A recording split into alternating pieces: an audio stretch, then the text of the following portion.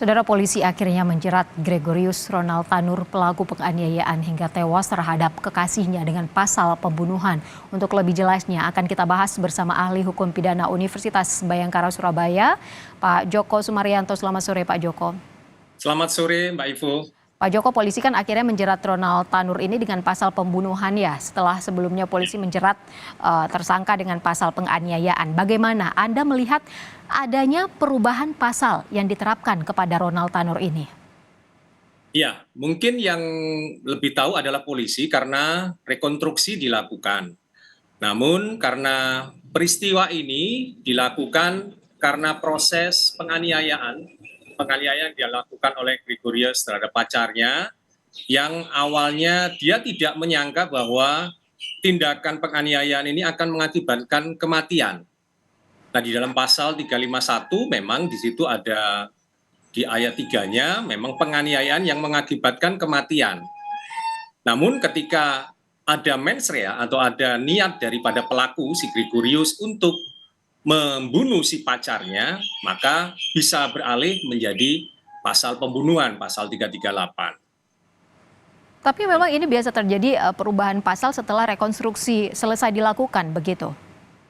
Ya, mungkin untuk lebih tepatnya, biasanya para penyidik ini akan melakukan gelar perkara sebelum BAP ini diserahkan kepada penuntut umum.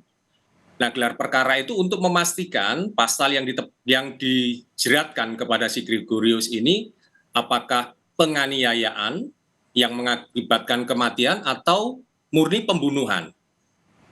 Demikian Mbak Ivo. Baik, Pak Joko, sebelumnya kan polisi menerapkan pasal penganiayaan. Menurut Anda apakah ini ada kaitannya atau pengaruh dari ayah pelaku yang merupakan anggota DPR? Kalau menurut saya pengaruh itu tidak ada. Karena yang melakukan adalah anaknya. Karena si Gregorius yang melakukan sendiri, memang orang tua punya tanggung jawab moral terhadap apa yang dilakukan oleh anaknya. Seperti pepatah Jawa mengatakan apa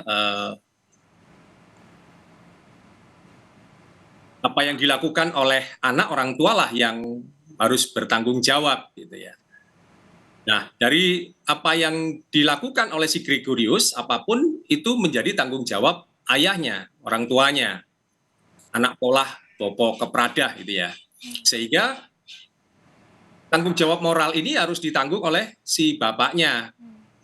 Nah, terhadap sanksi yang diberikan kepada Gregorius atas perbuatannya ini diberikan kepada anaknya.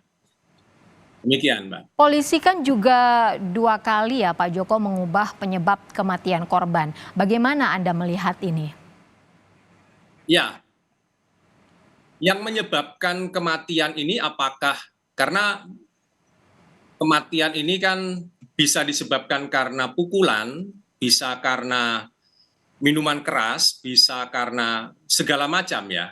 Itu artinya hukum pidana kita dibantu oleh hukum yang lain atau ilmu yang lain untuk menentukan proses kematian dari si anak atau si pacarnya Gregorius tadi. Nah, dari kematian itu bisa disimpulkan bahwa apakah kematian ini karena ditabrak, namun penganiayaan mulai dipukul, lalu ditabrak, dan lain sebagainya ini adalah bentuk-bentuk penganiayaan. Tapi apakah mens rea atau niat dari si Gregorius ini untuk membunuh atau hanya menyakiti lalu mengakibatkan kematian?